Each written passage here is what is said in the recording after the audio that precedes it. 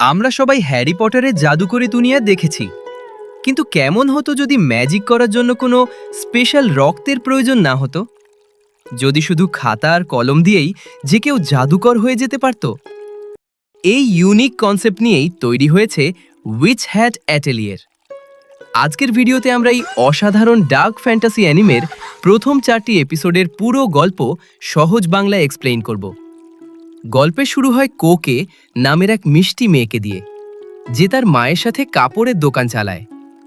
কোকোর ছোটবেলা থেকেই উইচ বা জাদুকর হওয়ার তীব্র শখ, কিন্তু নিয়ম অনুযায়ী সাধারণ মানুষ কখনো জাদু শিখতে পারে না।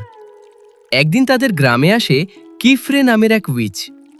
কোকো লুকিয়ে কিফরের জাদু করার পদ্ধতি দেখে ফেলে এবং জানতে পারে এক বিশাল গোপন সত্য জাদু আসলে মুখের মন্ত্রে হয় না, এটি বিশেষ কালি দিয়ে ম্যাজিক সার্কেল এঁকে করতে হয়। উত্তেজনার বশে কোকো ছোটবেলায় এক রহস্যময় মুখোশধারী লোকের থেকে পাওয়া একটি বই ও কলম দিয়ে নিজে একটা জাদুর নকশা আঁকে, কিন্তু দুর্ভাগ্যবশত সেটি ছিল একটি নিষিদ্ধ জাদু।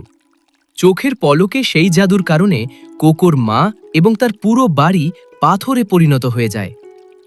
কিফরে সেখানে এসে কোকোকে উদ্ধার করে। সাধারণ নিয়ম অনুযায়ী কোকোর স্মৃতি মুছে দেওয়ার কথা ছিল, কিন্তু কোকোকে জাদুর বই দেওয়া সেই রহস্যময় লোকটির খোঁজ পেতে কিফরে কবে নিজের অ্যাটেলিয়ার বা ডাউন ওয়ার্কশপে তার স্টু হিসেবে আশ্রয় দেয়। কোকো পা রাখে কিফরের জাদুকরি অ্যাটেলিয়ারে। সেখানে তার পরিচয় হয় কিফরের বাকি 3জন ছাত্রীর সাথে, তেতিয়া, রিচিয়ে এবং গম্ভীর স্বভাবের অ্যাগেট। অ্যাগেট প্রথমে কোকোকে মেনে নিতে চায় না, কারণ কোকো কোনো জাদুকর পরিবার থেকে আসেনি।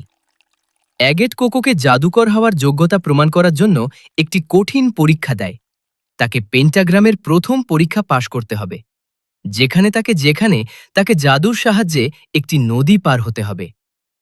কোকো জাদুর বেসিক জিনিসগুলো না জানলেও তার দারুণ